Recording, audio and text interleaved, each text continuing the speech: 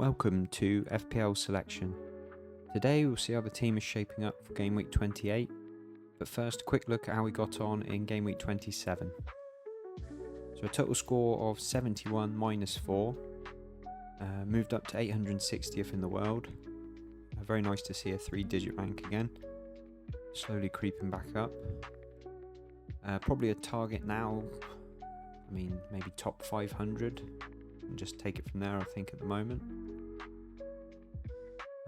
Brought in Munoz and Mateta for the hit. Actually ended up 1 point gained from that hit, so that was obviously quite nice. I was looking at the fixtures ahead, the Ipswich and Southampton games, but yeah, to already get the hit paid off was quite nice.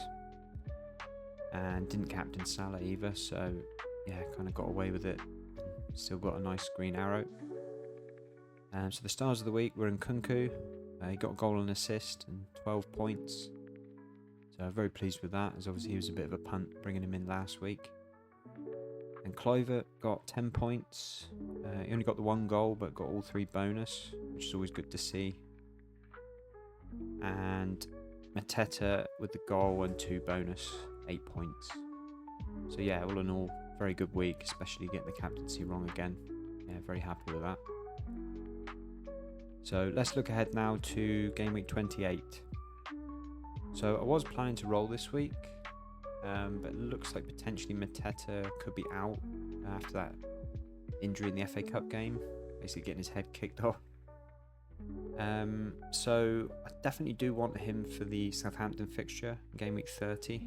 I'm free hitting in 29, so obviously he's blanking anyway, but yeah, so I think he'll be back for that Game Week 30 game, hopefully. And then obviously I want him for the double in 32. So I'm definitely not going to sell him. It does seem like he might just miss the Ipswich game. But again, I'd only heard that he had stitches in his ear. I haven't heard any updates since that was sort of last weekend. I'm not sure either how long that takes before he can play again. So, if he did get concussed or anything, then that would be, I think, 10 days possibly. So, yeah, I'm assuming he's going to miss the Ipswich game, but yeah, wait and see for the press conference and if there's any updates. But because also Lewis Hall is now out for the season, he would have been my sub to come in for Mateta. And I've not heard any updates on Vandenberg coming back anytime soon. So yeah, ideally I do need to make a transfer just to have at least 11, hopefully. So I am actually looking to bring in João Pedro, bring him back into the team again. Wasn't that long ago I got rid of him, but he's a very cheap price, so I'm going to bring him in as my 3rd striker, in for Ross Stewart, who's basically a useless bench player at the moment. And yeah, Brighton have got some okay fixtures up until the sort of 33-34 mark. And potentially they've got a double in 33 as well, if they get through in the FA Cup to the semi-finals. So yeah, I was probably going to bring in a Brighton player anyway if they do double. So I'm just going to do that early, and obviously Pedro's quite a low price, so it's not committing too much budget. To have that sort of, 12th player of the team when everybody's back fit. So yeah, I think basically if I know Mateta is going to be out, then I'm definitely going to bring Pedro in. And yeah, I probably might just end up doing it anyway, even if Mateta is not certainly out. I'll probably still bring him in. There's a few other doubts in my team, which I'll talk about later. So moving on to the team. First, let's take a look at the defence. So double Liverpool defence, Alisson and Alexander-Arnold. Now Southampton at home, obviously expecting a clean sheet there against probably the worst team in the league. The only issue here is with PSG, the second leg coming up on Tuesday. I just wonder whether, there might be a rest here for Alexander-Arnold. I think if Bradley was fit, I think he definitely would be rested. But because there's no obvious replacement, I think Gomez is still out as well. So maybe he'll just play, sort of an hour, come off early.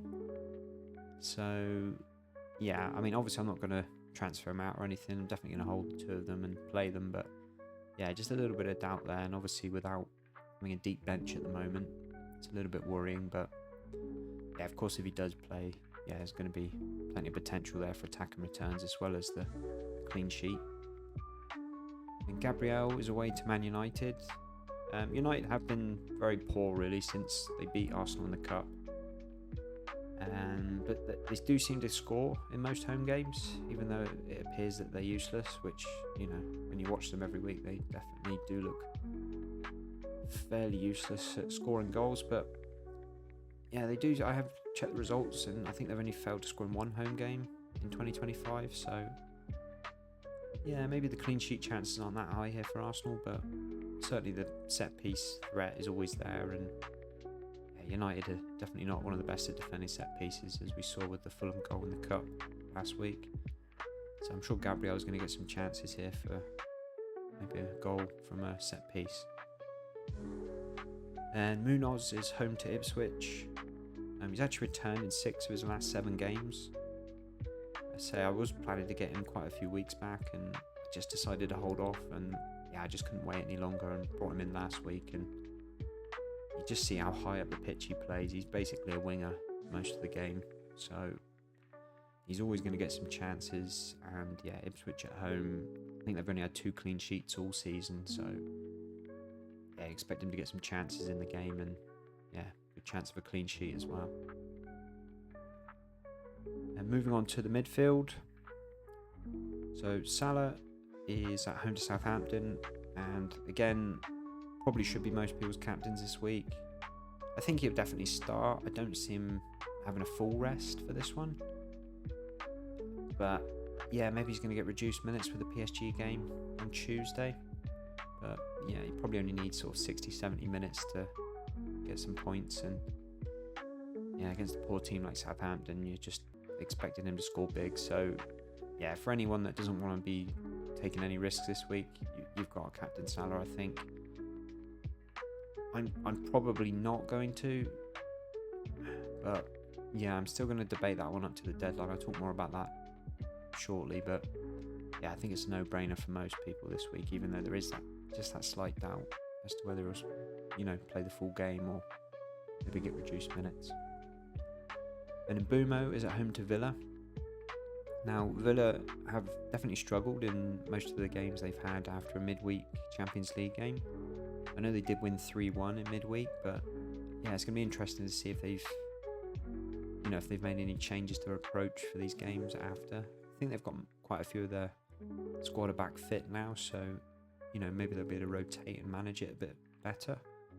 But yeah, you'd expect Mbeumo to get some chances against tired legs, and you know, if they have quite a high line, that's the sort of opponent that Mbeumo likes to play against, get him in behind with his pace. So yeah, I'm quite confident Mbeumo's going to get something in this game. Targeted Villa for a few weeks now, and yeah, definitely got some reward last week with the Palace players. So yeah. And Kluivert is away to Tottenham.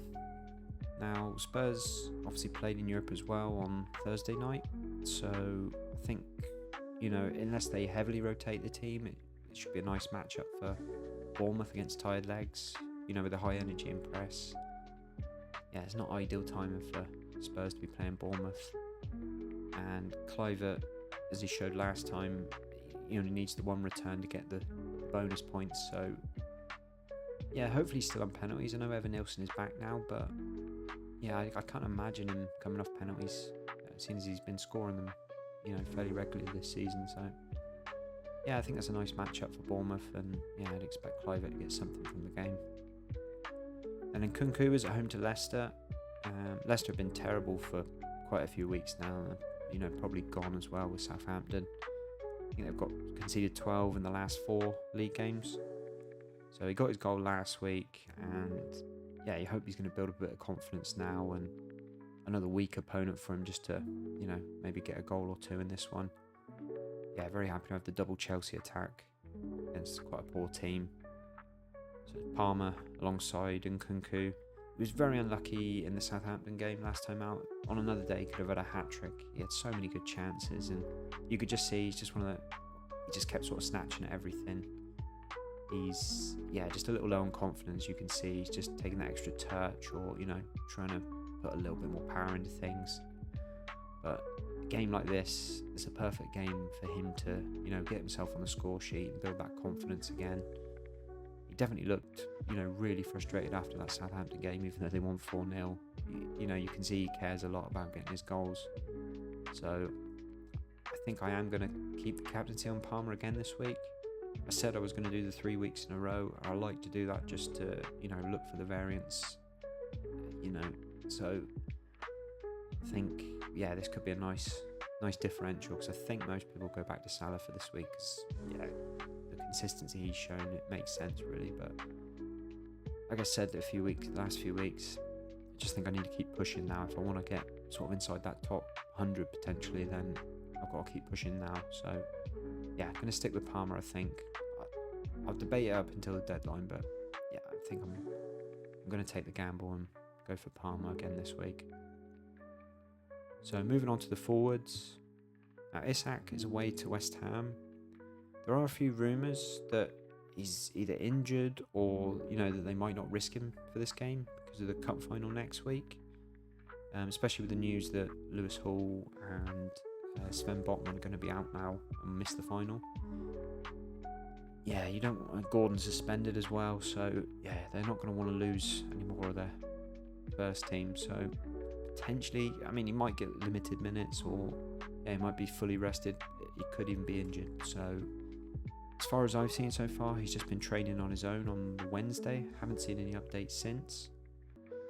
But to be honest, he's that good of a player. He only needs 15 to 20 minutes to potentially get a goal. So unless I hear that he's definitely out, he's going to be in my 11. And yeah, I just can't see. I'm already having to bring in Pedro probably this week to make an 11. Don't think I'm going to take a hit to, you know, if I know that Isak's out, I'm definitely going to keep him anyway for the good run in 31 to 32. So yeah, I might just end up playing with 10, even if I know both him and Mateta are out this week. And then, as I said earlier, Mateta looks like he's probably going to miss the Ipswich game.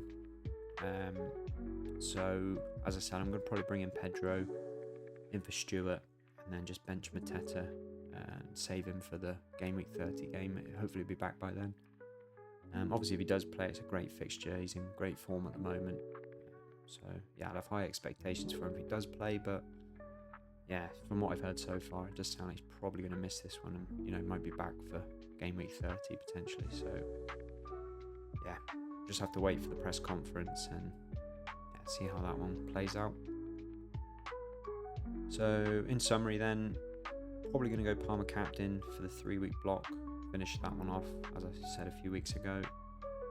Just think if he can get that one goal in the game, you know, he could go off and yeah, it could be a nice differential this week. And Salah will be vice captain, obviously. Probably Pedro in for Stewart, unless we hear by some miracle Mateta is going to play and Isak's definitely going to play. I think I'll probably bring in Pedro. I mean, it does seem pretty sure that Mateta will miss this week, so yeah, just a field 11 with the Hall injury now. Yeah, it makes sense for me to just bulk up my squad a little bit. And yeah, Pedro's got Fulham at home, so should be a nice fixture, especially with Lukic suspended as well. It's going to reduce Fulham's defence there, so yeah, I'll leave that up to the deadline and the press conferences. So that's it for this one. Thanks for watching, and catch you on the next one.